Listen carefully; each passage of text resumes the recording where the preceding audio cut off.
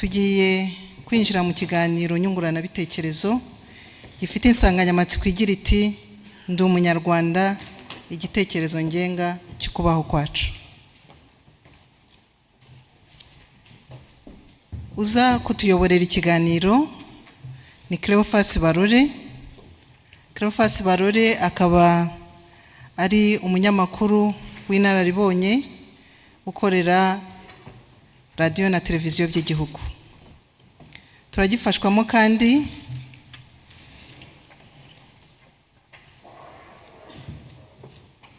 na Dr. Theogene Bangwa n'ubusa akaba ari n'umunyamuryango wa Unity Club Intwararumuri.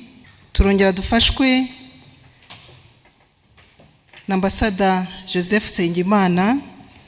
Joseph Sengimana akaba ari umunyamuryango nawe wa Unity Club, akaba yarakoze imirimo ye mu bya diplomasi ndetse akaba ari n'umushakashatsi, aho aza kutuganira ku bijyanye na gahunda ya Ndi Umunyarwanda mu komora no kurinda urubyiruko rw'u Rwanda gukurana ibikomere.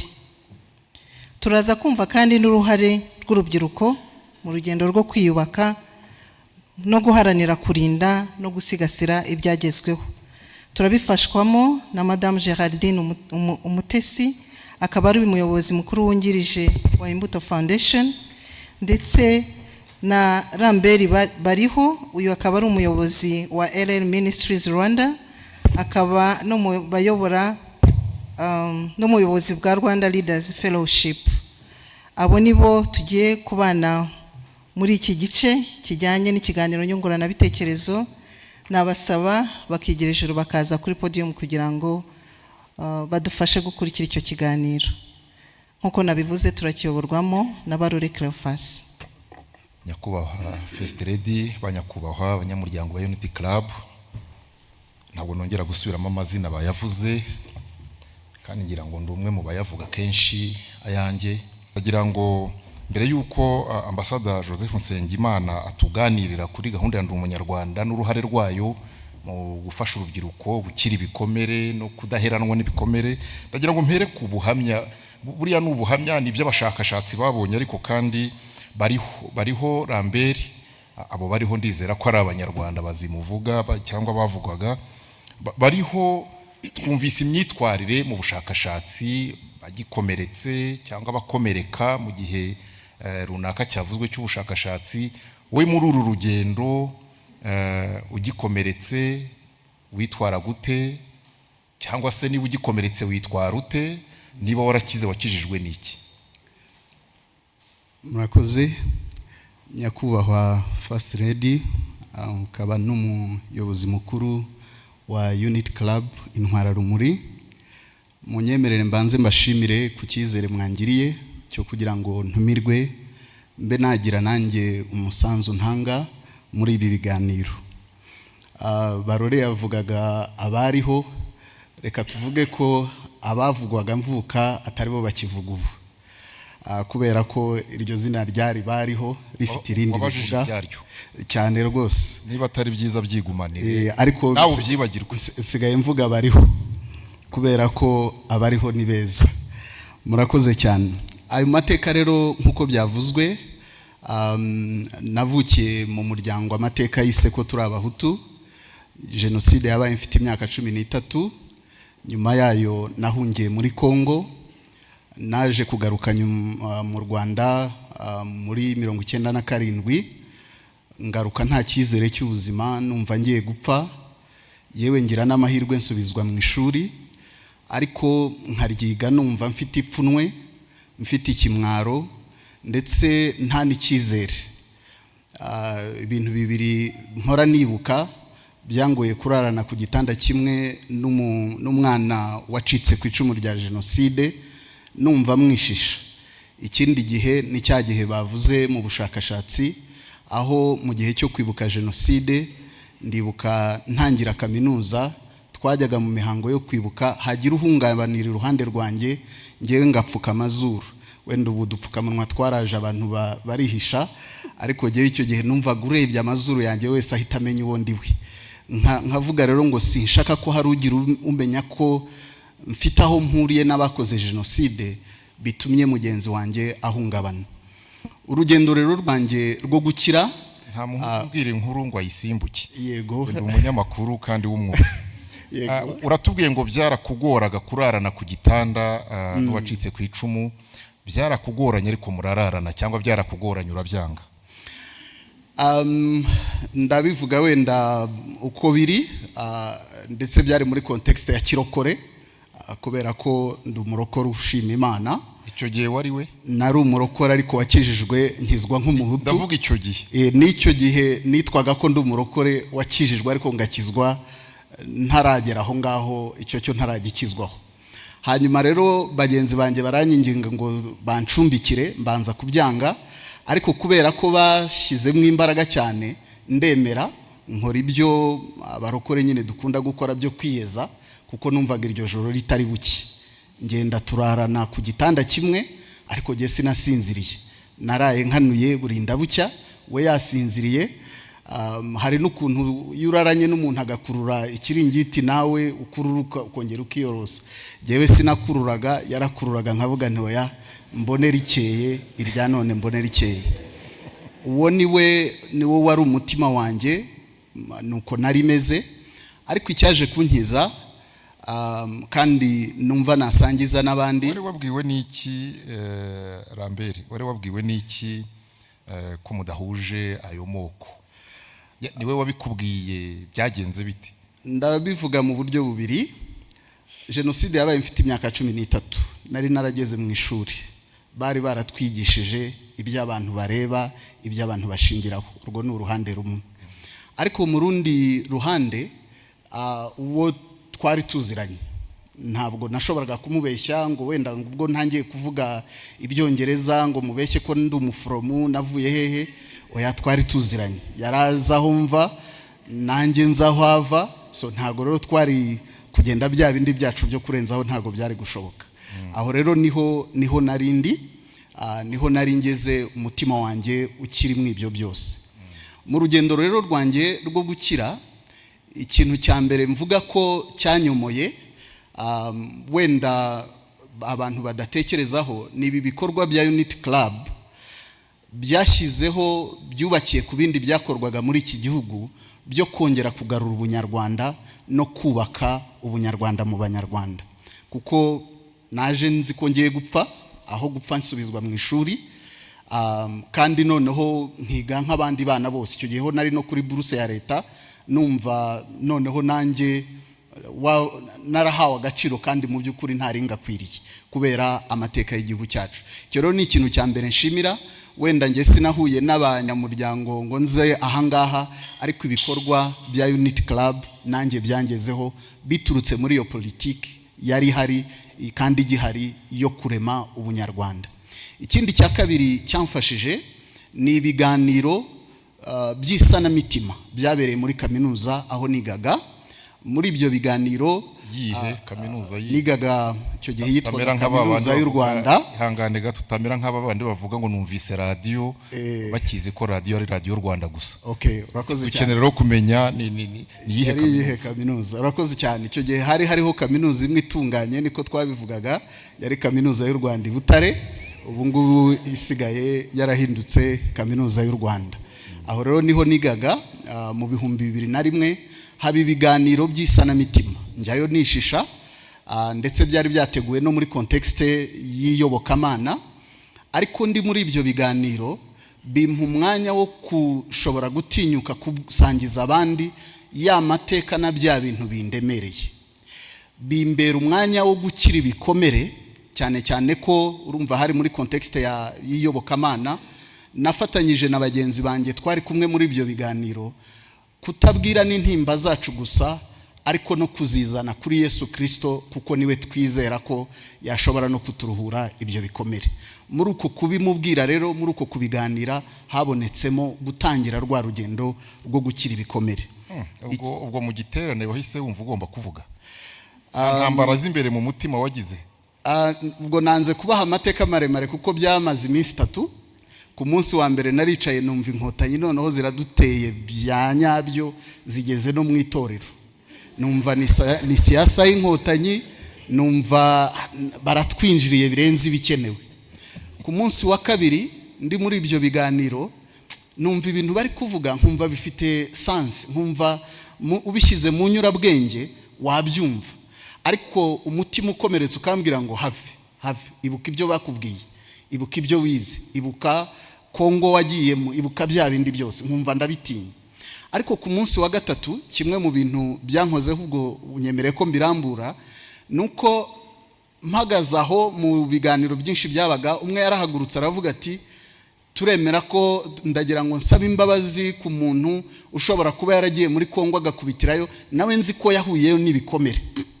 Ndavuga ni burya hari umuntu w'umututsi wamenya ko nanjye nakubititse nakomerekeye hariya, icyo rero kinkoraho. Ndavuga ngo ubwo hari ubyemera reka noneho mbibabwire. Mpaguruka ngiye kuvuga nyine bya bindi binyuzuye byuko nababaye, byuko nakubititse, byuko nabaye impunzi, nagarutse ibirenge byaratobaguritse, nanjye nyine ndabivuga numva mbisohoye aho ngaho. Ariko muri uko kubivuga nkabona birabakoraho, nkabona nabo barangirira impuhwe, yazari kwiza impuhwe z'abatutsi, izi mpuhwe zivuye rwose, nkumva simbyumva. Ariko kuko nabivuze kubera ko banansengeye, noneho nanjye bimpa gukora icya kabiri kindi nashakaga kuvugaho, ikindi cyamfashije, byampaye kwicara ntega amatwi bwa mbere umututsi, mwihangane nkoresha iyo mvugo, uwacitse ku icumu rya jenoside, ngamije kumwumva, ntagamije kugereranya igikomere cye n'icyanjye, ngo ngereranye umubabaro we n'uwanjye. Ndibuka naricaye umukobwa umwe twiganaga aho ngaho avuga ubuhamya bwe bwo muri jenoside. Bwa mbere ndizwa nuko numvise akababaro, suko ntari narumvise ubuhamya, ariko icyo gihe ho nateze amatwi nyatega nshaka kumva ukundi yabayeho, ntagamije kuvuga ni bya bindi nyine ubwo baraje bagiye kongera batwibutse ko twabagiriye nabi. Oya, ndavuga uyu ni mwene ni mugenzi wanjye, reka mutega amatwi. Icyo kintu rero cyambereye icyomoro, kuko yagiye kurangiza nanjye narize, yagiye kurangiza nanjye numva byangoye, ndi mu bari kumusengera noneho, nyamara bundi mbere nabareberaga ku ruhande. Icyo rero cyambereye ikindi kintu cyankijije. Ikindi cyamfashije kubera uko kuntu dutangiye gushyiraho akuganira kandi tukavuga byose, byampaye noneho no kuvuga ngo ubwo mugenzi wanjye yakomeretse kuri ubu buryo, ibi bintu byamukomerekeje ntabwo ari politiki. Nimvuga politiki ndabizi ko byaturutse muri politiki, ariko ntabwo ari siyasa y'inkotanyi, ahubwo yakomerekejwe n'ikintu gifatika, ari cyo jenoside yakorewe abatutsi. Noneho bitangira kumpa umutwaro wo kuvuga ngo iyi jenoside yarakozwe koko, ntangira kuyemera, ntangira ndetse no kwatura ko yabayeho, ntangira no guhagarara mu cyuho nsaba imbabazi ku bwa bene wacu bakoze jenoside. Ibyo nabyo biri mu kindi cyanyomoye. Ikindi nacyo cyanyomoye kandi nacyo numva nkiri no gufashisha na bagenzi banjye, ni ukubabarira bene wacu bakoze jenoside, bakatwambika ishyano, bakadushyiraho icyasha, bakatwikoreza umutwaro w'amaraso y'Abanyarwanda. Umunsi nashoboye kubabarira, numvaga kubabarira n'ibyo abarokotse jenoside, ariko ngera ahantu nahoraga mbeze, hari ikintu bajyaga bavuga kera ngo yandukanya mwitegera kazaza ejo. Nkumva nanjye bandushya abahutu bene wacu bakoze jenoside, none uyu munsi aho ngenda nkagenda mfasha amazuru, kandi nari mfite imyaka 13 ntazi niyo byavaga nubwo nabirebaga, nkumva ndabikoreye. Ariko umunsi nashoboye kubabarira, nabo byanduhuye umutwaro kandi binshoboza gutangira rwa rugendo, gukomeza rwa rugendo rwo gukira. Kuva rero muri icyo gihe cy'ibihumbi 2001 kugera uyu munsi, ngira uruhare mu bikorwa bitandukanye. Urakoze cyane Lambert, turi buze kumva n'urwo ruhare. Gerardine, Lambert urumva yarimo arwana mu mutima n'amateka na Kongo na murakoze. Ku rundi ruhande ubwo mwebwe nk'urubyiruko rwarokotse jenoside, mwari mubayeho mutemwe, mwe mwarimo murwana n'iki, mubyitwaramo mute Gerardine? Murakoze nyakubahwa First Lady, murakoze Intwararumuri mwese turi kumwe hano. Ariko ndabanza nshimire mugenzi wanjye urugendo yakoze, nongeraho gushimira yuko mu ihuriro rya 11 nari mu rubyiruko rwari ruri kuri pano hano, igihe hafatwaga icyemezo ngiro cyo gukora ubushakashatsi. Abo twari kumwe bari hano muri sale, nabo mu ijwi ryabo turabashimira. Urambaje rero uti mwe mwarwanaga n'iki? Ubushakashatsi bwagaragaje yuko abarokotse jenoside, urubyiruko rwarokotse jenoside rugifite ibikomere kandi rukirwana no kureba uko umuntu yabana nabyo neza. Sinzi ko tuzabona ubushakashatsi butubwira imyaka tuzamara kugira ngo umuntu akire igikomere cya jenoside.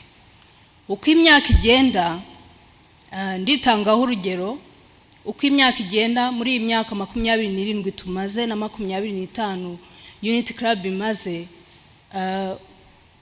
kubana neza n'ibikomere birashoboka, ariko hari ibyo udashobora kwibagirwa. Mu gihe rero nyuma ya jenoside twarwanaga n'ibintu byinshi, cyane cyane bijyanye bishingiye ku bukana jenoside yakorewe. Ahangaha ntabwo twabivuga byose ngo tubimare, ariko ndaza kubabwira, nifuzaga ko umwanya nkavuga ibintu bitatu. Icyambere, ubukana jenoside yakoranywe, uwarokotse jenoside nta munsi n'umwe atabubona. Nta munsi n'umwe ndicara ngo no kubona amashusho y'interahamwe aza.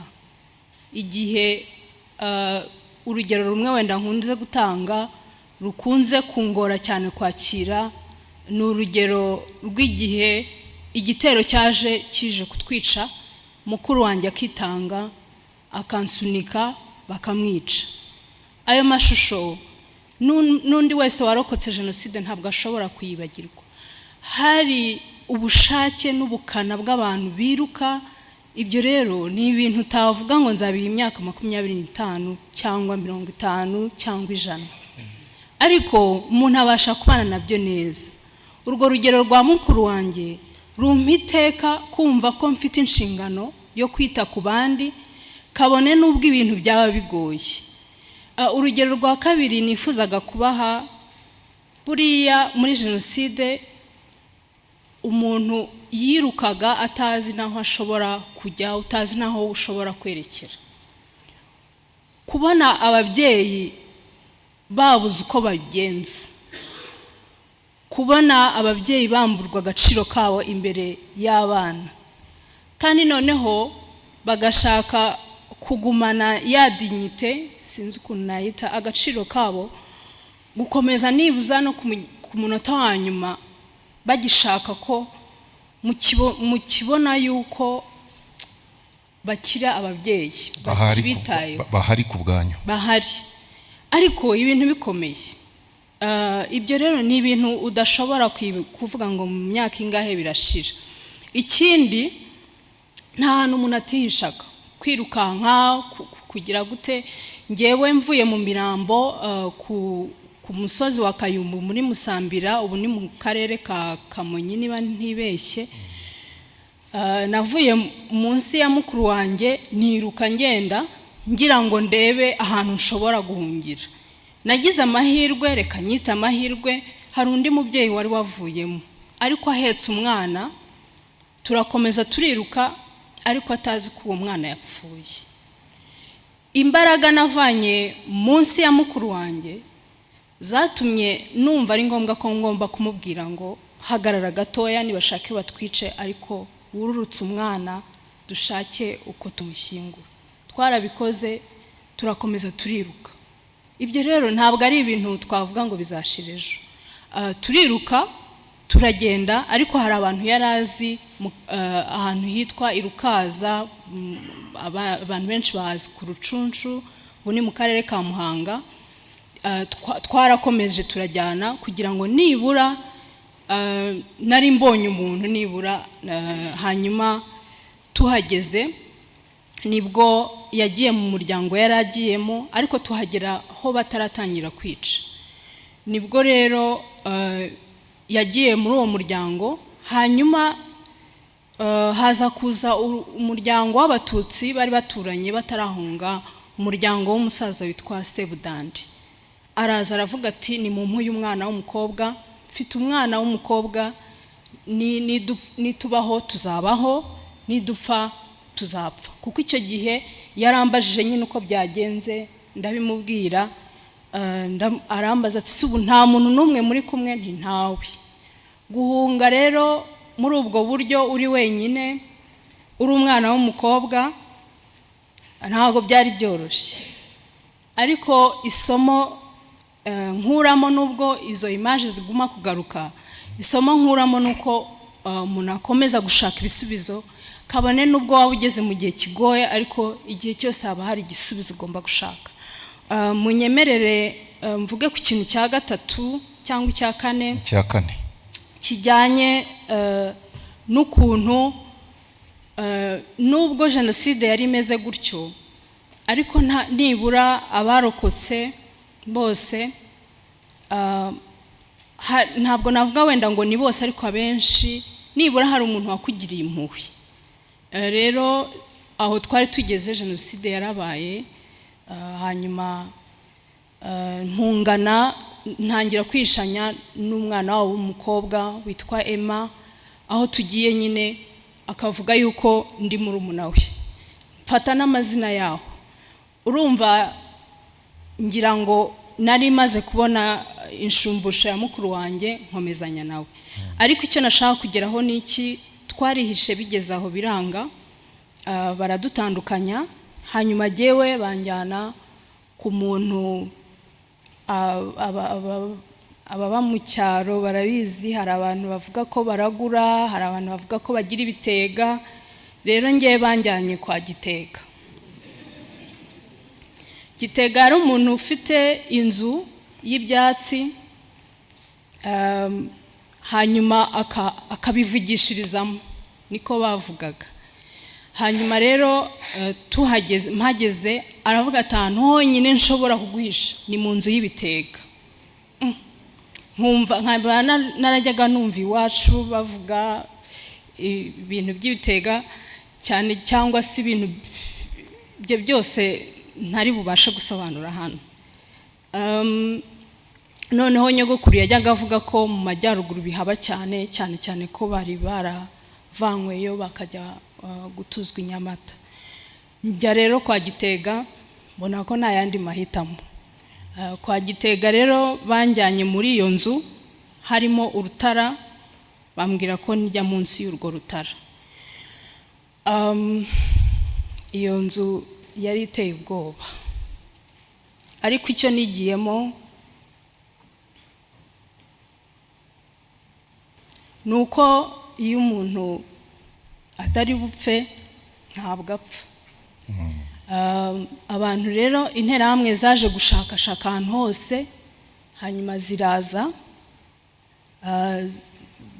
bavuga ko nyine ndimo muri iyo nzu, bati kandi nta kundi tugomba kumukuramo. Za force z'ibitega narazibuze.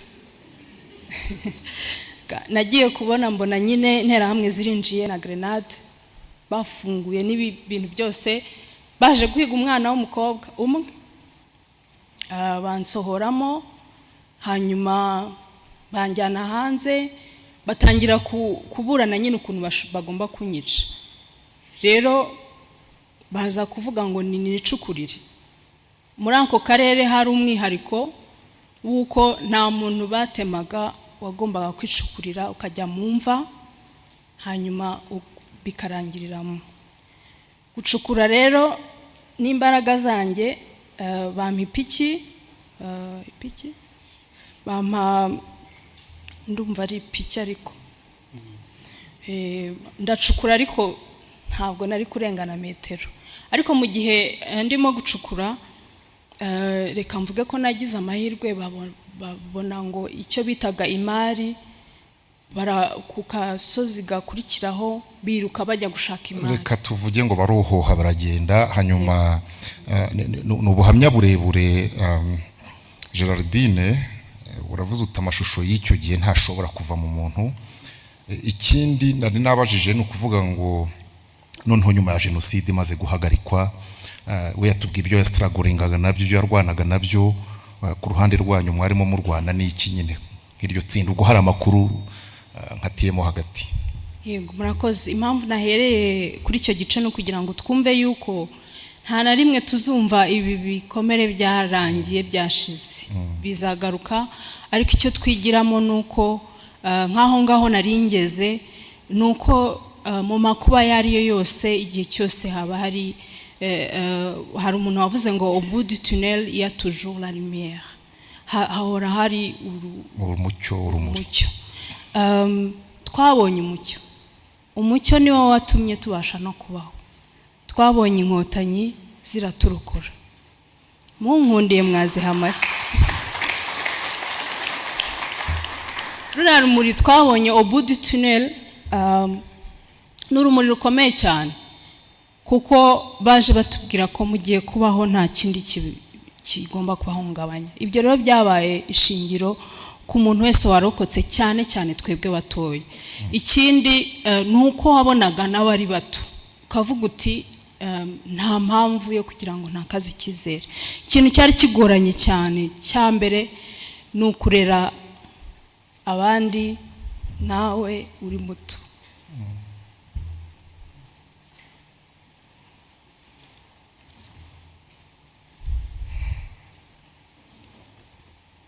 Kurera uri muto, uruwo kurerwa nawe ubundi. Mumbabarire, nibyo nababwiye nyine ko uko imyaka igenda ibikomere ntabwo bikira, ahubwo bihindura isura. Kurera rero uri muto ungana kuriya, twagize Imana kubera ko twari dufite imiryango yitaye kuduha indangagaciro. Nyakubahwa First Lady yigeze kutubwira ngo ajya yibaza ukuntu tubaho, ati nuko mwonse amashereka meza. Ababyeyi muri aha ngaha ndabasaba gukomeza konsa abana b'u Rwanda amashereka meza, uko birabafasha. Ingorane zose mu buzima bahura nazo babasha kuzivamo.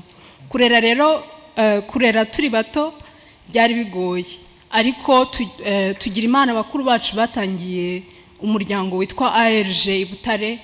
Uyu mwaka nawo urizihiza imyaka 25. Batangiye uwo muryango, bituma noneho dushakisha ibisubizo. Kimwe mu bintu byadufashije nuko twavuze ngo reka twongere dushake igisobanuro cy'umuryango, icyanga cy'umuryango. Dushinga rero, dushyiramo approche twita famille. Ariko dukora iyo famille tukavuga ngo ariko izi famille reka tuzite udusozi twiwacu twashiriyeho abantu, tuzite Ntarama, Bisesero n'ahandi. Ariko tugeze aho dusanga bizatuma tuguma mu gahinda. Twiyemeza noneho famille kuziha amazina afite ibigwi n'imihigo. Ubu dufite inganji, dufite imenagitero, dufite inkotanyi, dufite mpore, dufite famille nyinshi.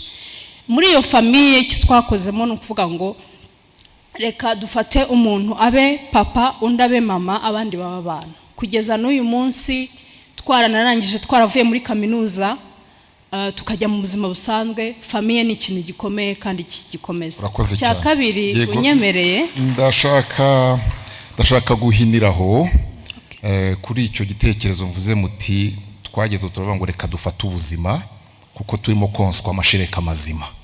Ndagira ngo mpiniraho ngaho, ahubwo ngaruke kuri Ambassador Joseph Nsengimana. Iyo wumvise buriya buhamya bw'ibyakomerekeje urubyiruko, bw'ibyakomerekeje umuryango nyarwanda, mu by'ukuri si iby'i Rwanda. Haje gahunda ya Ndi Umunyarwanda, turimo kuganira ku nsanganyamatsiko ivuga ngo gahunda ya Ndi Umunyarwanda, Ndi Umunyarwanda, igitekerezo ngenga cy'ukubaho kwacu. Ndi Umunyarwanda uyuvugwa, Ndi Umunyarwanda nindi akwiye kwiyumva ko ari indi. Urakoze nyakubahwa First Lady, ubuhamya bw'aba bana bwankoze ku mutima.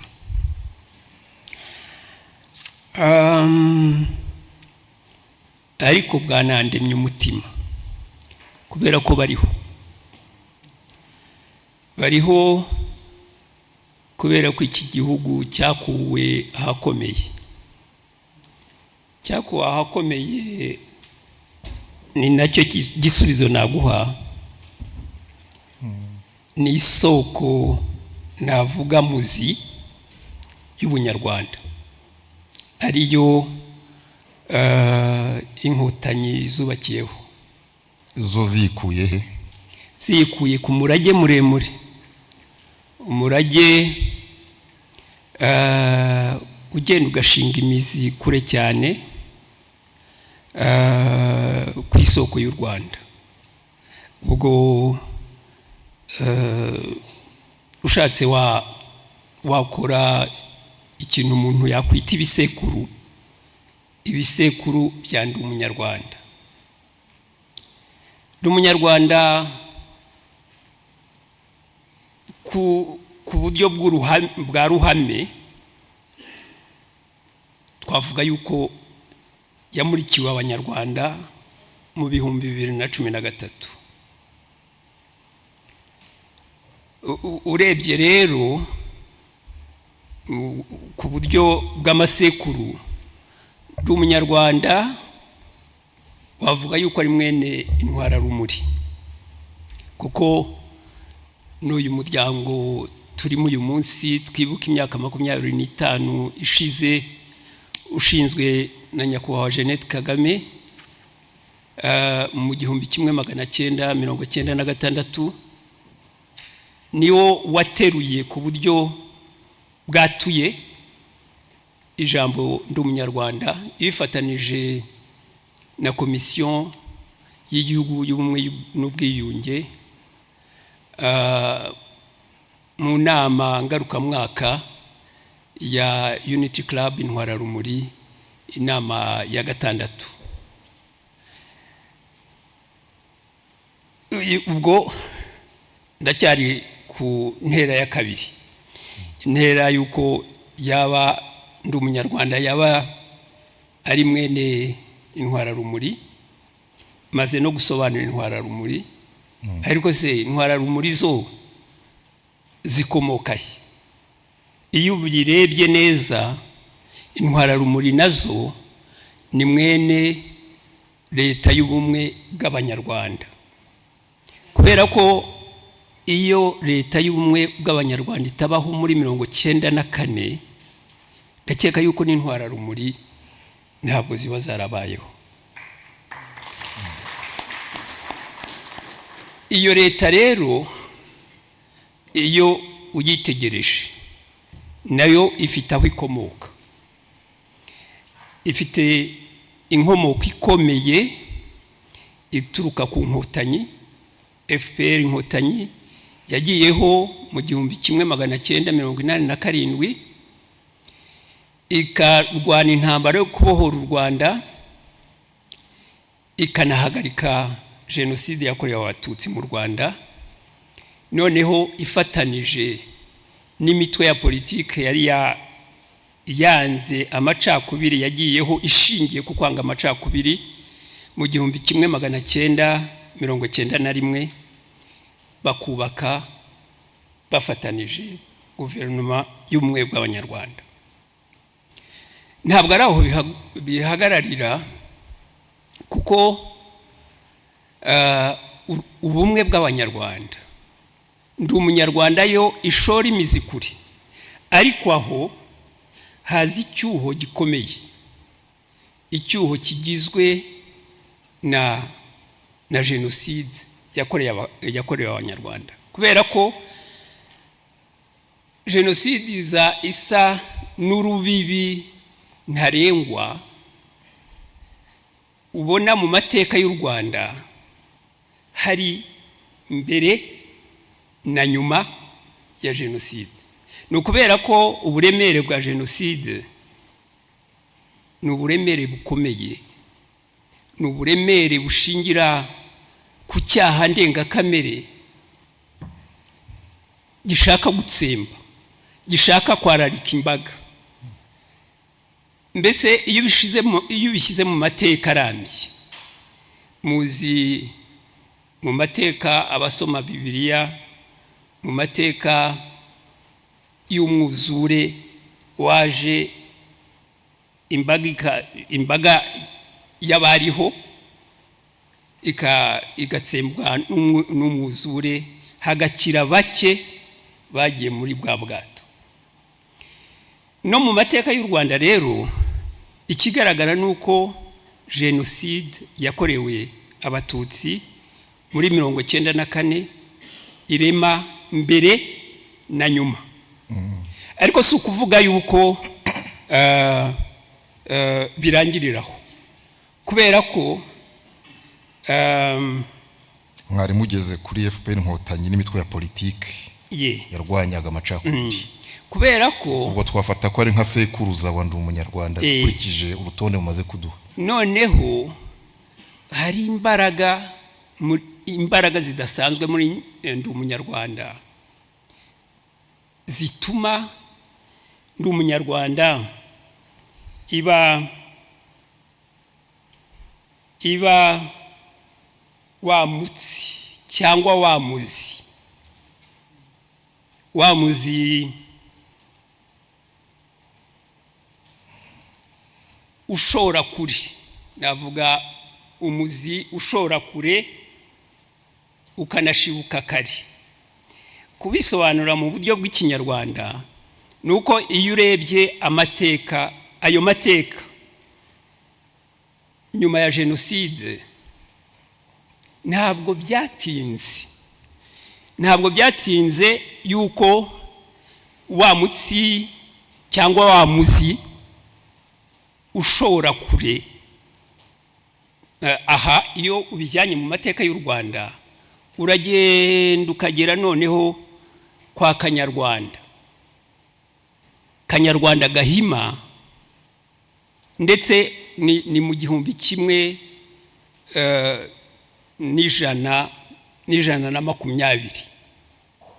Ariko nta nubwo bihagarariraho, kuko na Kanyarwanda Gahima nawe afite uwamubanjirije witwa Gihanga Ingoma Ijana, muzi yuko ari umwuzukuru wa kure w'ubwo buyobozi bwubatse u Rwanda bukarwagura, abanyarwanda bakabana, bagafatanya kwagura igihugu, bagafatanya no gusangira ibyiza by'ibyo bikorwa bakoreye hamwe. Numva rero nicyo iyo bitekereje neza ukabishyira mu mateka atari y'u Rwanda gusa, ukabishyira mu mateka rusange bw'ikiremwa muntu, abanyarwanda nyuma ya jenoside cyane cyane berekanye ubudacogora, berekanye yuko navuga umutima wa kinyarwanda ufite imbaraga zisenya na rwa rukuta rwitwa jenoside, kugira ngo rurande rugere aho kuri ya soko ruvomamo, ariko noneho rwubakire kuri iyo soko itazima, rwubake u Rwanda rushya turimo uyu munsi abantu batangarira. Murakoze. Niba nabumvise neza muze ko ari umuzi ushora kure ugashibuka kare, ariko hagiye haboneka ibyonnyi bya Ndi Umunyarwanda. Mu kanya turi buhe umwanya n'abari muri iri huriro batanga ibitekerezo byabo, ariko nanone urubyiruko, kuko tuganira ku rubyiruko kuri gahunda ya Ndi Umunyarwanda, igitekerezo ngenga cy'ukubaho kwacu, kubaho kugenda guhererekanywa uko abantu bagenda basimburana mu bihe. Urubyiruko ruyitozwa gute rutikanze politike? Uriya mumvise ko bavuze iby'u Rwanda ati zigeze mu itorero kandi bavuga u Rwanda, bavuga ubumwe, bati buriya zageze mu itorero nta kundi. Ariko ni gute abantu bakumva ko iyi gahunda, uyu muzi ari wo twese dushibukaho, cyane abakiri bato? Numva ndakeka yuko mu mwanya Dr. Theogene yatubwiye ukuntu abana cyane cyane ari amatsinda 6 yasuzumwe kugira ngo turebe turebe ese ibibazo byabaye ibihe, ese ibisubizo bya bibihe. Barabitanze ibibazo, Dr. Theogene yabivuze, n'ibisubizo nabyo barabitanze, ariko reka manze mvuge ukuntu Ndi Umunyarwanda yabubatse. Ndi Umunyarwanda iyo urebye bo ubwabo barisubiriza, kuko buriya bushakashatsi bwari bushingiye cyane cyane kureba imibare kugira ngo turebe niba iyo mibare ivuga. Icyagaragaye ni uko ivuga. Nko ku bijyanye n'ikibazo cy'ukuntu Ndi Umunyarwanda yabafashije, bo ubwabo baravuga bati, bahamya 100% ko Ndi Umunyarwanda yabubatse, ikabarinda guheranwa n'imyitwarire yabarangaga yo kwiheba. Ibyo barabyemeza ubwabo 100% yuko Ndi Umunyarwanda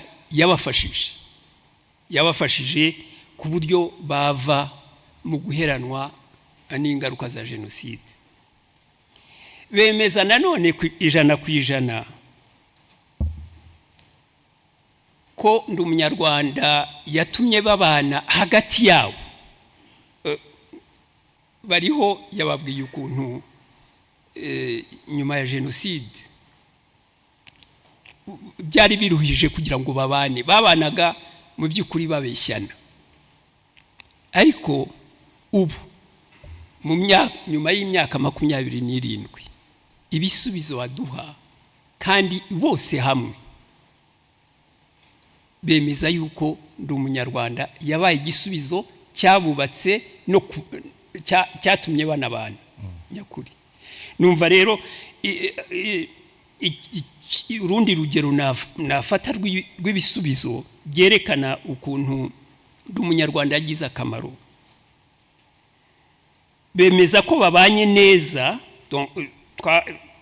Ubushakashatsi bwahereye ku matsinda 6 nkuko babwiye. Ni amatsinda wumva koko ashobora kuba afite ibibazo by'imibanire, ibibazo byo kubaho, ariko barasubiza ngo bemeza neza ko babanye neza kandi bafashanya hagati yabo ku rwego rwa 90%. Numva rero ni nabyo bitangaza. Ambasada, abo nabahuye nayo, ese yabaye gikwira ku buryo uyu munsi twavuga ngo nibura 90% by'urubyiruko rw'u Rwanda rwahuye n'iyi gahunda ya Ndi Umunyarwanda? Niho hari ikibazo. Ubwo ari umuti bemeza. Niho hari ikibazo, ni nayo mpamvu wenda mu myanzuro naza kubigarukaho, ariko nifuzaga kugaruka ku kiba ahantu hashushe naho ari isoko yo kugaruka ku busharire bw'ubuzima, kugaruka ku bibazo by'ihungabana igihe cyo kwibuka, kuko nacyo bakivugaho. Byagaragaye yuko ihungabana ribatera gusubira inyuma, ariko bose baravuga bati ni ngombwa, tugomba kwemera kubinyuramo, kuko niyo nzira yonyine yatuma dukira nyakuri. Ibyo rero numva ibyo byose biratanga icyizere, ariko kugira ngo wa muti uve kuri rwa rugero ruto twafashe rw'amatsinda, ayo matsinda 6, rusakare rugira akamaro mu Banyarwanda bose, ni ngombwa ko twagura.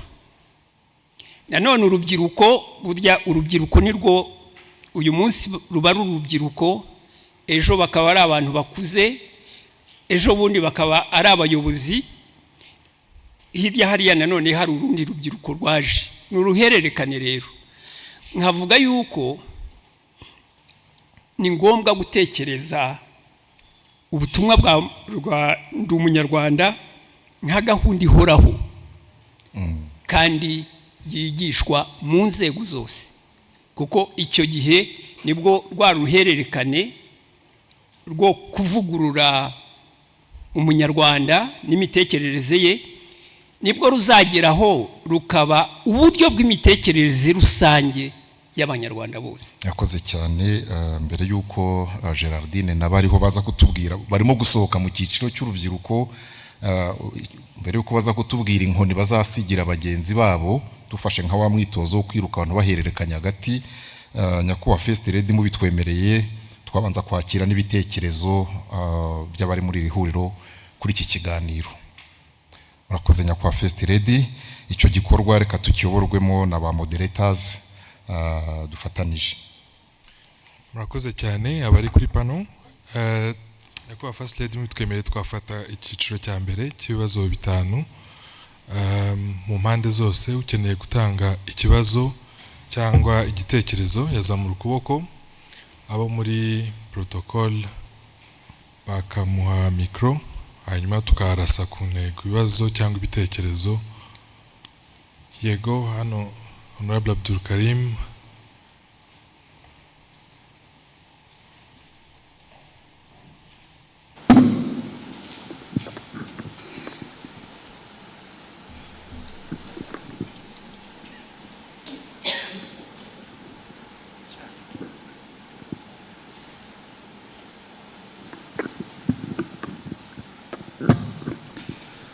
Murakoze nyakubahwa First Lady.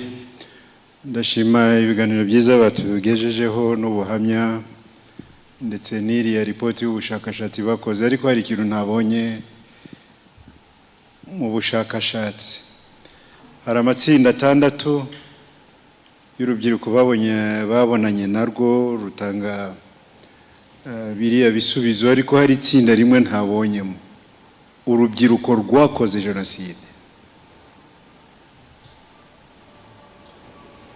Abasore n'inkumi bafashe imipanga, bafata nta mpongano, bafata grenade, bafata n'ibindi bikoresho, bo ubwabo bajya gukora jenoside. Bariho hano n'ahandi ku isi, nabo tuzababaze twumva icyo bavuga, ibyo bihe icyo batekerezaga n'uyu munsi icyo barimo gutekereza. Aba kabiri nabo b'urubyiruko ni bari hakurya y'amazi kure y'u Rwanda, ariko si kure y'amaso y'u Rwanda, bo ubona bagifite n'ubukana nk'ubwariho muri 1994 cyangwa se bunarengejeho gatoya. Ababo umuntu yakoresha ubuhe buryo kugira ngo nabo abakoreho ubushakashatsi, kuko bafite indwara ikaze cyane. Nibyo ngibyo gusa nashaka kubasaba ko byajya no mu bushakashatsi. Murakoze. Murakoze. Ikindi kibazo hano mikro Honorable Det, hanyuma Honorable Pierre Damien.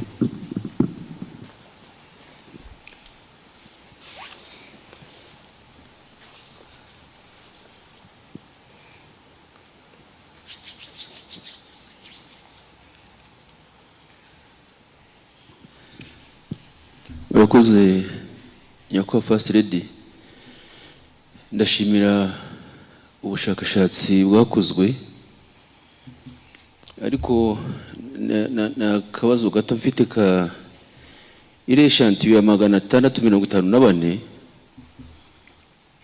nibwira ko ari mu gihugu hose. Nyakubahwa First Lady, aho mvuye naho ni mu Rwanda, muri gereza naho ni mu Rwanda, ariko ibyo nsizeyo n'ibiri hano biratandukanye cyane. Ngira ngo nabyo bikwiye kwitabwaho.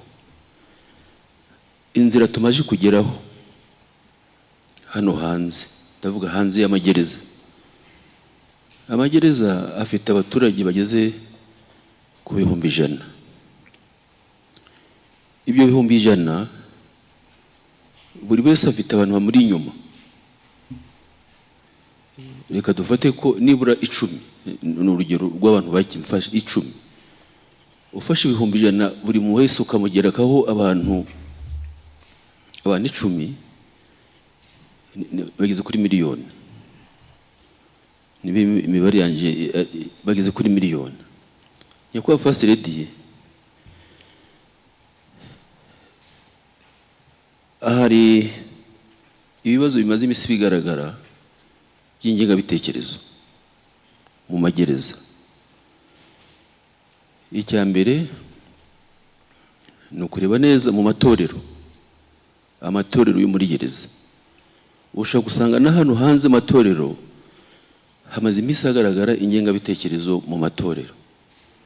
Aho kwigisha ijambo ry'Imana ugasanga uwigisha ijambo ry'Imana azanyemo n'ingengabitekerezo. Ndavuga ya genocide. Icyo ni icyiciro kimwe kiri mu magereza. Ikindi cyiciro cya kabiri mu magereza ni ababyeyi usanga bafite ingengabitekerezo. Iyo ngengabitekerezo nje aho nari ntuye umubyeyi umwe yarahagurutse aravuga ngo nta na rimwe umwana we ashobora gushaka mu bahutu, ariko kuko namwumvise namutanze raporo. Iyo nerema ya kabiri igaragaza ngo harimo ikibazo. Icya gatatu narimo niyuhagira, abantu biyuhagira mu kivunge, ariko narimo niyuhagira haba umwana wamfashaga kunjanira amazi kwiyuhagira.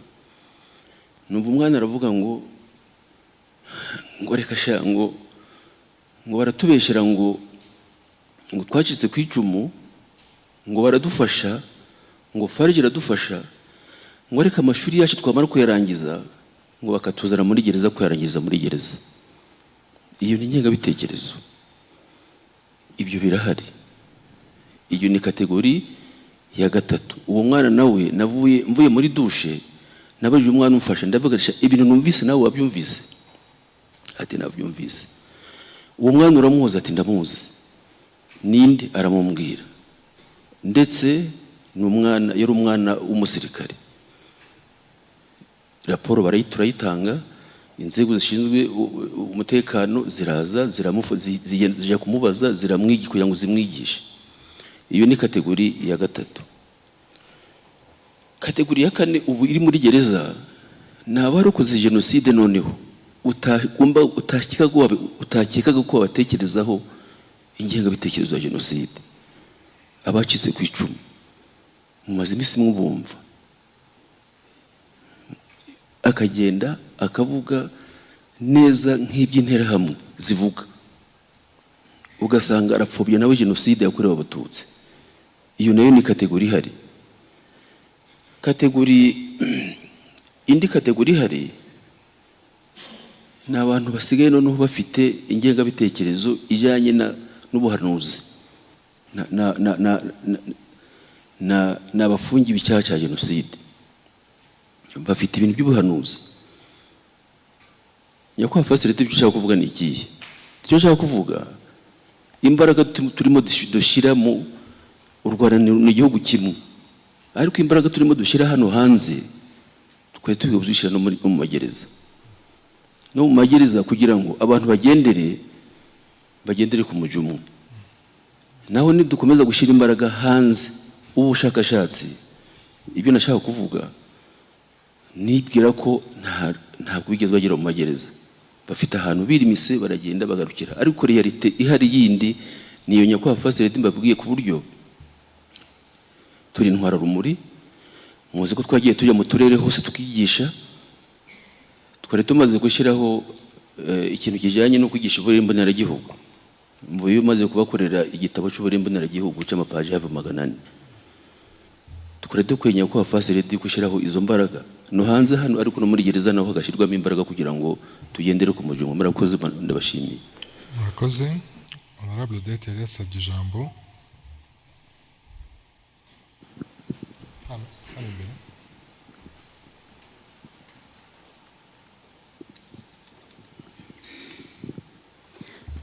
murakoze nyakubahwa First Lady, ndashima cyane abaduhaye ibiganiro, cyane cyane bariya babiri bahagarariye urubyiruko, Gerardine na Bariho. Ndagira ngo mbaze ikibazo Bariho. Rwose nagushimye cyane iyo nzira wagenze n'uburyo wibohoye ukumva uri umunyarwanda, ntiwibone mu bakoze icyaha kuko we nta n'icyo wakoze. Ariko ndagira ngo nkubaze, umaze kugenda urwo rugendo, mbese abandi navuga bari mu cyiciro cyawe, muri biriya byiciro bitandatu, ubwo uri mu cyiciro cya abo mu ruhande rwakoze jenoside, bagufashe bate? Washoboye kuganira nabo cyangwa washoboye kugira abo ufasha nabo kugira ngo bagende rwa rugendo nk'urwo nawe wagenze? Ese ababyeyi bawe bo niba ukibafite bagufashe bate? Bumvise inzira urimo ariyo cyangwa bagerageje no kugusubiza inyuma? Murakoze. Murakoze. Ntabwo turi kwiyara ijambo nk'intwararumuri gusa, n'abashyitsi, abatumirwa n'urubyiruko, namwe muri uyu mwanya niba bafite ikibazo cyangwa igitekerezo mushaka kutunganira, namwe mwabaza. Niba ntabo hari uwazamuye.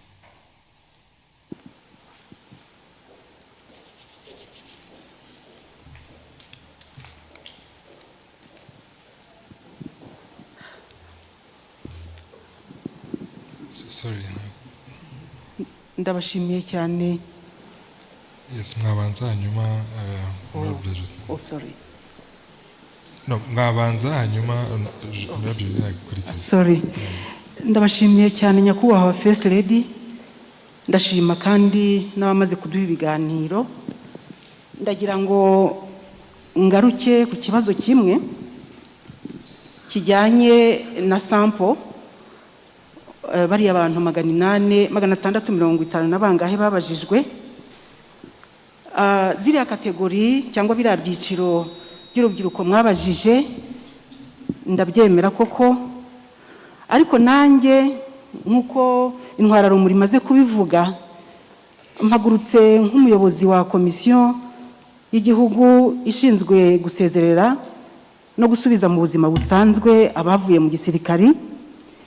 Hari urubyiruko cyangwa se biragaragara ko urubyiruko mwabajije ari urubyiruko rwabaga hano mu gihugu cyangwa ruri hano mu gihugu, ariko muri komisiyo ya demobilisation bamwe mu bantu twitaho ni abaturutse mu mashyamba, bari totally disconnected n'igihugu cyacu, kandi barahari.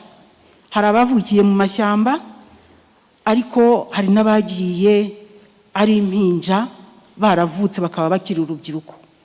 Numvaga rero kugira ngo ubu bushakashatsi tugire representation cyangwa se ibitekerezo biva muri kategori zose, byaba byiza n'abo ngabo nabo babajijwe, kugira ngo tuzakuremo inama twabagira, twagira igihugu cyacu, twagira community zacu, mbese nk'uko nyine ubushakashatsi bwose iyo bukozwe ari cyo bumara. Numvaga iyo kategori twazavugana tukabafasha, mukajya kubareba, kuko bashobora kubabwira nabo uko babibona, kandi bikaba byaba byiza kugira ngo inama nziza zigere no kuri guverinoma ndetse natwe twese. Numvaga by'umwihariko ari icyo ngicyo nifuzaga kuvuga. Ikindi wenda, ubushakashatsi bwose iyo bukozwe buba bufitiye umumaro n'abashakashatsi bandi. Wenda nuko tutagiye muri detail tuzabona umwanya wo kubusoma, ariko ndizera ko haba harimo nk'igika kigenewe abandi bashakashatsi, cyane cyane niba hari aspect imwe itaracukumbuwe, kugira ngo hatazagira umushakashatsi uva hanze akaza ashaka gukina abanyarwanda ku mubyimba, kandi nyamara turi mu nzira nziza. Numvaga nabyo mwatanga umurongo. Murakoze. Ndabashimiye. Murakoze cyane. Julienne. Murakoze nyakubahwa First Lady, abanyakubahwa abayobozi Intwararumuri. Ndashimira cyane abatugejeho ibiganiro, yaba ari abakoze ubushakashatsi ndetse n'abari urubyiruko bakiri no mu rubyiruko baduhaye ubuhamya. Turiziza imyaka 25 y'ibikorwa by'indashyikirwa bya Unity Club. Ku giti cyanjye mbona urugendo tugenze muri iyi myaka naho twaruteruriye cyangwa aho abantu batangiriye, aho tugeze ibyashobotse bitanga icyizere ko nibyo twagaragarijwe bitarashoboka bizakorwa. Ikindi nyakubahwa First Lady mu ijambo yatugejejeho ritangira ihuriro, aho yavuze ko twizihiza imyaka 25, hari abizihiza 30, ariko ushobora gusanga harimo n'abizihiza imyaka ingana no kuvuga igihe Unity Club bicaye bagasanga Ndi Umunyarwanda ikwiye kuba igitekerezo ngenga cyo kubaho kwacu, kuko bariho igihe yicaye agatega amatwi undi atagendereye kugereranya ibikomere bize n'ibye bya bombi, niho yatangiye urugendo rushya. Ushaka kuvuga ngo yatangiye kubaho nk'umuntu wumva adagomba guhisha amazuru cyangwa kwishinja ibyaha, yararutangiye kiriya gihe. Mu byiciro by'urubyiruko mwabonye hariya harimo abavugwa bafite ababyeyi badahuje ikiswa amoko. We ashobora kwishinja, sinzi aho yishinja yishyira simbizi, ariko ni mwibaze iyo ataza kuba Ndi Umunyarwanda nk'igitekerezo ngenga, uwo yajyaga kujya hehe? Yabonye igihugu, yabonye u Rwanda, yabonye ababyeyi, yabonye aho yisanga, kuko habayeho uru rubuga. Abo twareze cyangwa bavutse bakarerwa muri ubwo buryo, umuntu icyo yifuza mu buzima nuko uwo yabyaye cyangwa yareze atazabaho nkuko we yabayeho aramutse yarabayeho nabi. Nkumva afite icyizere cyuko abadukomokaho niyo twaba tudakunda iki gihugu turabakunda kandi tukabifuriza ko bazabaho neza. Amacakubiri yatugejeje habi cyane. Twifuza ko abana bacu batazisanga hariya.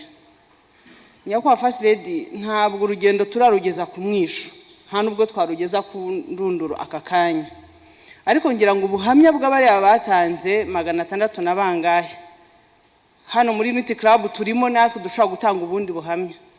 No hanze y'iki cyumba hari abandi bashobora gutanga ubundi buhamya butubwira ngo icyizere kirahari. Ngewe wacu mpagaze ntishisha icyo ari cyo cyose, uko navutse sinabihisemo, nundi ntiyabihisemo, ibyabaye byarabaye, ariko dufite igihugu. Ndi Umunyarwanda. Intwararumuri niduterura iki kivi cy'imyaka 25 iri imbere, dufite amashami yashibutse, imbuto yeze ku mbaraga mwakoresheje muri iki gihe gishize. Ntabwo tuzabatererana, ntabwo tuzabatenguha. Iryo nijwi ryanjye n'abandi dufite aho duhuriye, nijwi rya Gerardine, nijwi ry'abariho, nijwi rya Charles cyangwa undi muntu. Hariho abameze nabi nkuko Intwararumuri yari imaze kubivuga, bari hirya no hino, ntabwo turasoza cyangwa turusi ikivi, ariko nagira ngo ubushakashatsi butweretse ishusho ivuga ngo ntabwo bo mu mibanire yabo ruriya rubyiruko rureba amoko, rureba inyungu.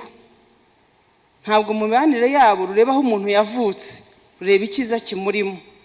Njye nkumva bimpa icyizere kandi ko nkabihamye 100% ko ntabwo ari ubushakashatsi bwagendeye ku mibare, ntabwo ari ubushakashatsi bwarebye aho mu mujyi cyangwa amatsinda amwe. Ni ishusho y'u Rwanda dufite uyu munsi, rufite aho ruvuye, rufite ibikomere buri muntu wese afite, ariko rufite n'icyizere gishingiye ku buyobozi bwiza, ku mbuto yabibwe ikabibwa mu gitaka kitari kiza cyane, ariko cyagiye kitabwaho, kigahabwa ifumbire, kigahabwa byose byatuma havamwe abantu bazima. Inkotanyi zarakoze, ubuyobozi bw'igihugu bwarakoze, Intwararumuri mwarakoze cyane, ntabwo mwavunikiye ubusa. Uyu musaruro w'ibyagaragaye muri buriya bushakashatsi, ngira ngo iyo haza gukorwa ubumeze nkabwo mu 2021 twari kwa dufite indi shusho. Ni umwanya rero kongera gusuzuma, kongera kwishima no kongera kwiyemeza ko uru rugendo rwabaye urw'umumaro, ku isabukuru yizihizwa yatugiriye akamaro kandi ko imbaraga ziyongereye aho kugabanuka. Murakoze. Murakoze cyane. Ibyinshi twakire ni ibitekerezo, ariko ku bibazo byakiriwe Barore na Pano mwafata umwanya tugana ku musozo. Murakoze nyakubahwa First Lady. Reka nkuko ibitekerezo bitanzwe, hari byagarutse kuri sampling, ndetse baravuga ngo mwagura injishi mugere no kuri ibyo byiciro bindi. Hari Honorable Abdul Karim yavuze ko mwagombye kuba cyamuteganya no kuzagera ku rundi rubyiruko ururi hanze, ariko we yibajije ate se abakoze jenoside bo b'urubyiruko bari bati icyo gihe ntabwo mwigeze mutekereza kuba mwabatega amatwi? Reka mpe Dr. Theogene ibibazo byose bya sampling mwabisubiriza rimwe. Murakoze cyane nyakubahwa First Lady.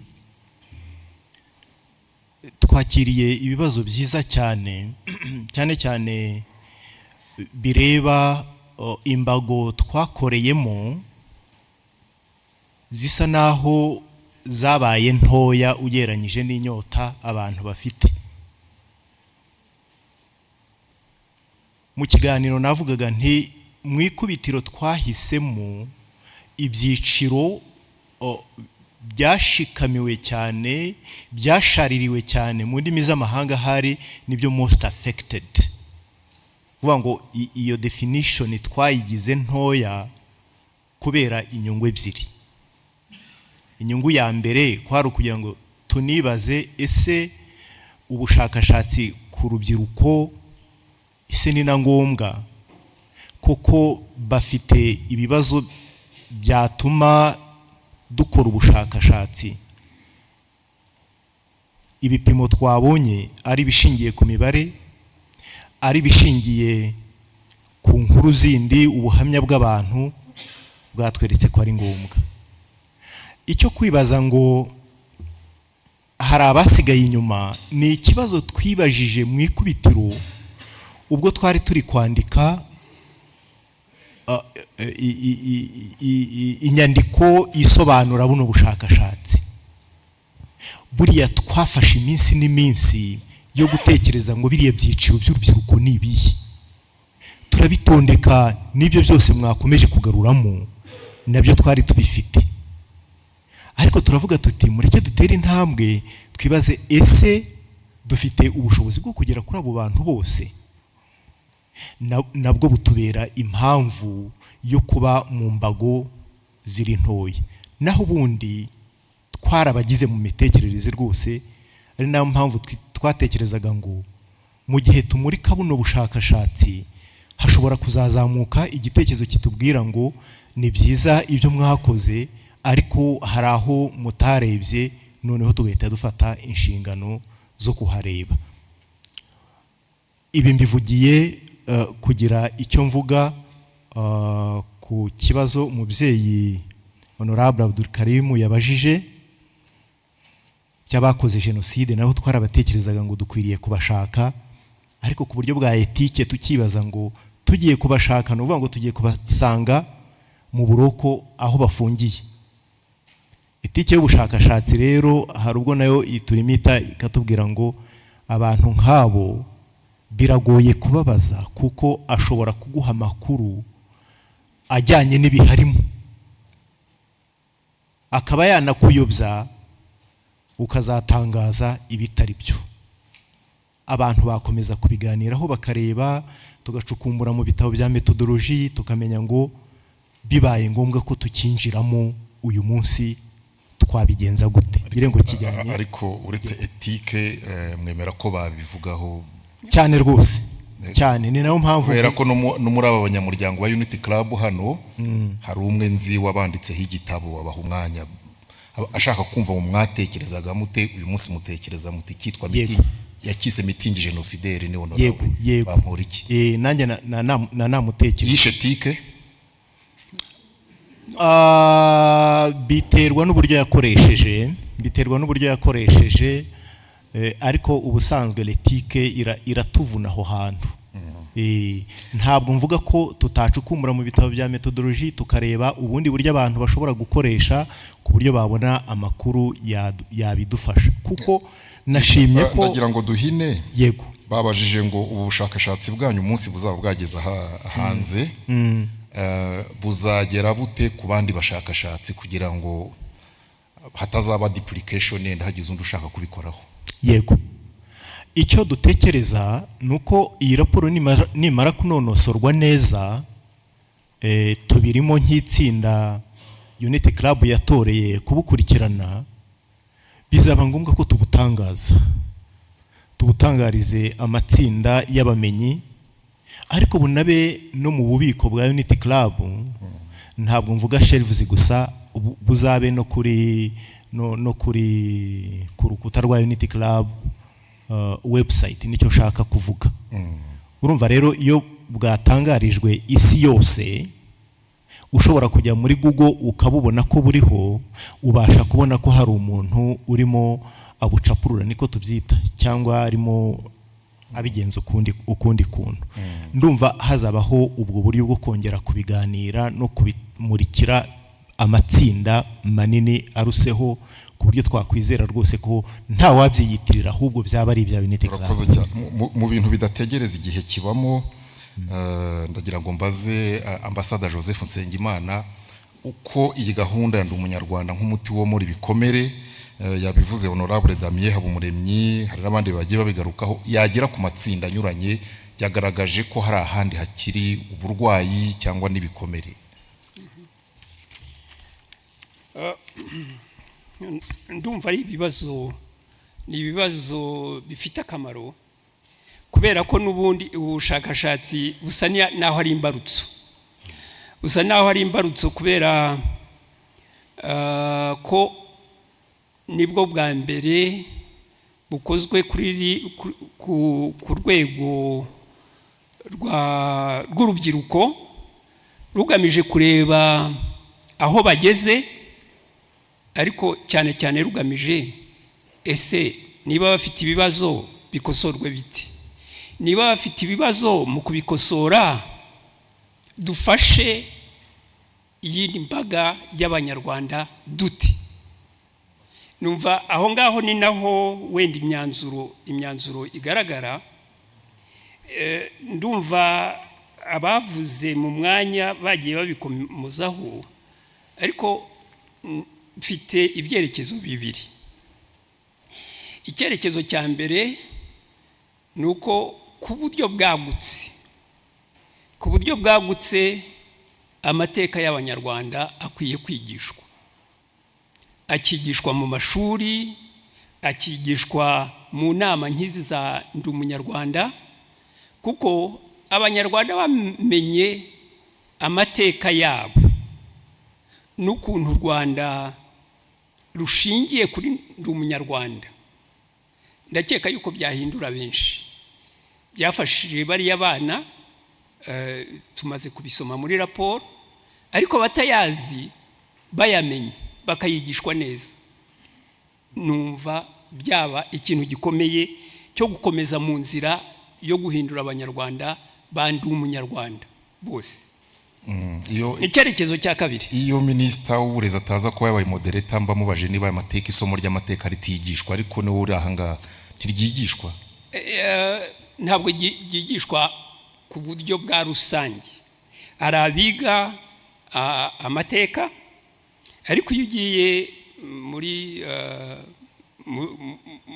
mu biga siyansi, mu biga imyuga, izo nyigisho ntibazibona. Kugira rero ngo bigire akamaro, byari bikwiye kuba ibyo bita compulsory.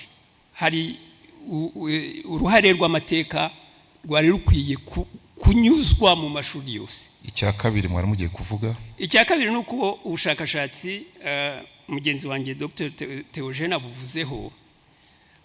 Ubushakashatsi n'ubundi igitekerezo cya mbere cyari kigamije kureba urubyiruko rwose mu gihugu hose. Murumva icyo gihe sampling yari kuba ngari, ariko ntabwo byashobotse kubera amikoro. ndetse noneho turangiza ubushakashatsi burangira hari ibyifuzo byo kongera kwagura ubushakashatsi. Numva rero tugomba gushingira kuri ubu bushakashatsi bwakozwe kugira ngo noneho tumenye ese ubushakashatsi bugomba gukurikiraho bufata ikihe cyerekezo. Bwo twumva yuko ari ngombwa yuko ubushakashatsi bwongera bugakora iyindi ntera. Kandi mu by'ukuri ndakeka yuko naho u Rwanda rugeze ubu nuko abantu ubuyobozi bw'u Rwanda bwagiye butekereza bukasesengura ibibazo bugashaka ibisubizo noneho bigashyirwa mu bikorwa. Numva rero n'ibi bibazo bijyanye n'urubyiruko, ariko urubyiruko ruri mu Banyarwanda muri rusange nabwo bukwiye kwagurwa, tukava kuri rwa rubyiruko tukareba ese urubyiruko kwa kenshi usanga wenda n'iyo mitekerereze yabo cyangwa n'ibyo bibazo bafite bituruka mu muryango. Ese nta kuntu umuntu yabihuza n'umuryango? Nkaba nanatekereza imbarutso ya Unity Club Intwararumuri yari ukuvuga ngo tugire aho duhera, abayobozi bagire imiryango isobanutse. Twatekerezaga icyo gihe First Lady yatekerezaga kugira ngo ibibazo by'imyumvire bihuze umugore n'umugabo bahuriye kuba umwe muri bo ari muri guverinoma. Cyari igitekerezo ngo bagire imyumvire imwe, kandi iyo myumvire imwe ijyanye cyane cyane n'ubumwe nibayigira bombi, noneho abari muri kabineti bose bakayigira ari imwe. Icyo gihe ni rya zuba cyangwa ya mirasire iturutse ibukuru irasakara. N'ubu rero ntekereza yuko icyo kintu tugomba gukomeza kucyubaka nkatwe Intwararumuri, kuko ikiza cy'uyu muryango wacu nuko ntabwo ducyura igihe. Numva rero natwe twari dukwiye rimwe na rimwe guhura tuvuga ngo nk'Intwararumuri, ese reka twinegure, ese uwo muryango wabanje ari umugabo n'umugore, ese tugeze hehe noneho tunawutoza abana bacu? Kuko abo bana bacu ni rwo rwa rubyiruko twavugaga. Niba badukomotseho tutabigishije bihagije ngo nabo bakomeze babe urumuri rw'urundi rubyiruko, ndakeka yuko hari ikintu kibuze. Nanone numvaga imwe mu myanzuro ni ukuvuga turebe noneho n'ukuntu twakomeza ya miryango y'ukuri, kuko ubundi ni umugabo n'umugore n'abana, tubikoreho nabyo. Yego, ndagira ngo hari ibibazo byabajijwe bariho, ni ikibazo kimwe ariko gishamikiyemo ikindi kibazo. Wakoze iki umaze gukira ibikomere ku birebana n'urungano ariko no ku babyeyi niba bakiriho? Umunota umwe niba bigushobokera. Murakoze cyane nyakubahwa First Lady. Ku birebana n'urungano nibyo nkiri gukoraho. Ubundi mu ishuri nize ibijyanye na psychology clinic cyangwa se clinical psychology, ariko narangije umutima wanjye wakomeje kuvuga ngo ibikomere nitutabikira nta terambere twiringira ko rizabaho. Kuva rero narangiza muri 2005 ibikorwa byose ndimo birimo gufasha gusana imitima y'Abanyarwanda batandukanye n'abo duhuje amateka nabo barimo. Ni nabyo ngikora kugera uyu munsi. Gusa hari uwabaye specific aravuga ati ese ababyeyi bo byagenze gute? Buri ibikorwa ni byiza ariko ubuzima ni ikindi. Ndabivuga muri ubu buryo, maze kubona ukuntu ngenda uhutse, narindi kuri kaminuza mfite bagenzi banjye tuganira kuri aya mateka nababwiye ahangaha, hanyuma numva ari byiza ko njya mbajyana iwacu mu byiciro bitandukanye. Ngira ngo harimo n'umwana wa ambassador twigeze tujyana iwacu, kandi nkabwira iwacu kandi wanya abantu bari hano hose barahazi. ni ukuvuga kwa data na mama kugira ngo bamenye ya mateka, ubwo nanze kuyajyamo wambwiye ngo mpine. Ni hehe iwanyu? Iwacu ni mu karere ka Nyamasheke mu murenge wa Rangiro ku musozi witwa Kamatsira. Nkunda kugarukaho. N'abatwayeyo rero, ariko icyo ngamije ari ukugira ngo mfashe n'ababyeyi kubona ngo ndi kugenda naguka. N'ubundi ntabyo bari barantoje, ariko ndibuka umunsi umwe nabajyanyeyo. Data yari yarafungiwe jenoside, baza kumurekura, bajya gutegereza gacaca iraba, aguma muri sosiyete. Muri icyo gihe yasohotse rero nibwo nari ndi guca muri ibi bihe, nari maze igihe maze gukira. Ntwara abantu bari bazi ko yafungiwe icyo kintu, tujya kumusura. Tugezeyo mukorera presentation wenda tudakunda gukora nk'abanyarwanda, nkamubwira nti uyu mugenzi wanjye turigana yitwa runaka, yarokotse jenoside, ubu kumureba niwe usigaye wenyine. Nkajya kundi, uyu nguyu yavuye Uganda, nawe ni inshuti yanjye. Noneho bagenzi banjye bamaze gutaha, ntabwo nzibagirwa uko data yabyitwayemo. Yaricaye, ni umugabo utagira amagambo menshi, ariko akajya akomeza akicara akambaza, harya wa wundi wari wicaye aha wambwiye ngo yarokotse jenoside ni inshuti yawe? Ni byiza. Icyo nshaka kuvuga muri ibyo ngibyo nuko nabo byatangiye kubakoraho, bagenda bahinduka. Hanyuma ku bijyanye nuko abantu babyakiriye muri rusange, ibi hari hamwe nagiye kubivuga ari no mu itorero, umuntu anshyira ku ruhande aravuga ati niba utiteguye gupfa ibi bintu ujye ureka kubivuga, kuko ni ibintu nyine ubu ngubu dufite amahirwe ko Ndi Umunyarwanda idufasha twese kubivuga, ariko dutangira kubivuga 2002 2003 warabivugaga, abanyamakuru bose bakaza kukureba uri kuvuga ingengabitekerezo. Ntabwo ariko se navuze ingengabitekerezo, navuze amateka yanjye ngira ngo abantu bakire. Ubu mugiye kuvuga ngo nazanye ingengabitekerezo. So ubu rero byaroroshye, ariko noneho bene wacu bakatwicaza bakakubwira ati rekeraho kuvuga biriya bintu, ubona utivamo, ubona utagira gute. Ariko nanone nkareba nkavuga ngo umwana wanjye se azakurira muri bya bintu nanjye nakuriyemo. Ni naho wavuga guti ubutumwa turi guha abakurikira, buriya Ndi Umunyarwanda yagize neza kuza kuko itwibutsa ko dufite igihugu, cyane cyane twebwe urubyiruko. Naho wabona ubundi indi nationality, hari nationality y'inkomoko, iyo ngira gukurikirana. Nk'urubyiruko rero nahacu ho gutekereza ngo okay, ababindoze benshi ntibakinariho, ariko jewe ndacyafite imyaka hano, ubu nzayibeho narabyimbye umutima, narafuretse, narapfapfanya, ari byo mpa n'umwana wanjye nawe azaba ari byabamo. Ibyo rero biri mu byanteye kuvuga ngo oya, icyo bizansaba kugira ngo iki gihugu gikire nzagitanga, ariko ntihazagire wongera kubaho nk'uko n'abandi twabana. Urakoze cyane Gerardine. Minota n'amasegonda harasigaye cyane minota nk'ibiri, uratutira ukokora cyangwa ubumbe wotsa minota 2 utubwire inkoni washyikiriza abarimo kwinjira mu cyiciro usohokamo. Murakoze cyane. Nagira ngo mare impungenge ababyeyi bari hano, ibyo mwabonye mu bushakashatsi biriya byiciro by'urubyiruko bigenda bishaka ibisubizo. Ntanze urugero, abo twari kumwe muri iryo huriro rya 11 rya Unity Club bari muri ibyo biriya byiciro. Twari kumwe na Irene Mizero wavutse ku babyeyi bombi bakatiwe kubera ko bakoze jenoside. Ubu ngubu afite umuryango witwa Amizero Care Foundation utanga ubujyanama mu bijyanye n'ihungabana. Twari kumwe na Tristan Murenzi wavutse nyuma ya jenoside.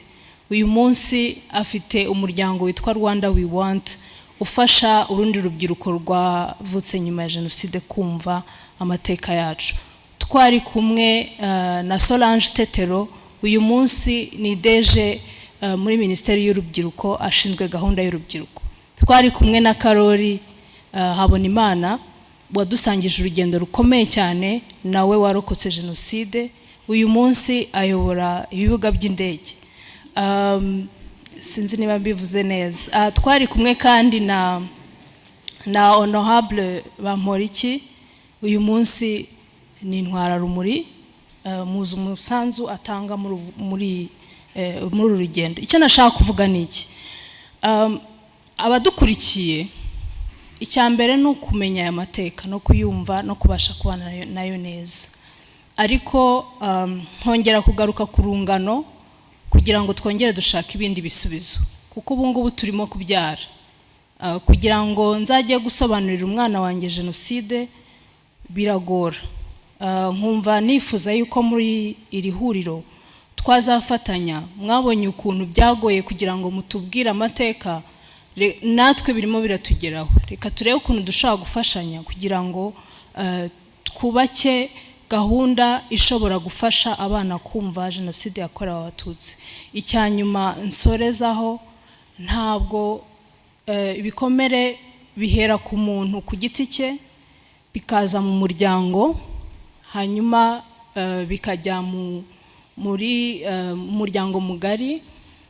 Icyambere muri iyi minsi tubona haza ikindi kibazo gikomeye cyane cy'ihungabana, ndetse mujya mubibona n'abantu biyahura. Ni byiza yuko twongera gutekereza nk'umuryango ukuntu twashyiraho gahunda yo kuvura ihungabana mu miryango yacu, duhereye ku bintu bitoya, kandi hari byinshi twagiye dukora, twagiye tubonamo igisubizo. Nsoza, u Rwanda ubu ngubu ni rwiza, ntabwo twifuza ko abana bacu bazabaho nk'uko twabaye. Ibyo rero tugomba kubiharanira, kandi mwarabitweretse yuko bishoboka. Icyanyuma, imbogamizi ziracyahari, turacyafite ngira ngo byanasobanuye, hari abavuze ngo abari hanaha hari ibibazo biri mu rubyiruko badafite akazi, ariko nubwo twaba tudafite ibisubizo, tugomba gushakisha muri gahunda ya guverinoma. Harimo gahunda zitandukanye zifasha ibyiciro bitandukanye. Nanone sindi umushakashatsi cyane, ariko ntekereza ko aho abantu bari baba baturutse mu muryango.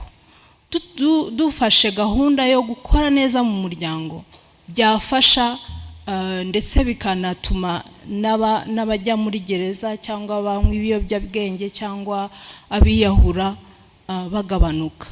Duhereye mu muryango, tugahera ku muntu ku giti cye, nibaza yuko twafatanya na gahunda za guverinoma kandi zikagenda neza.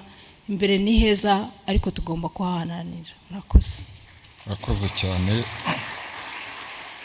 nyakubahwa First Lady.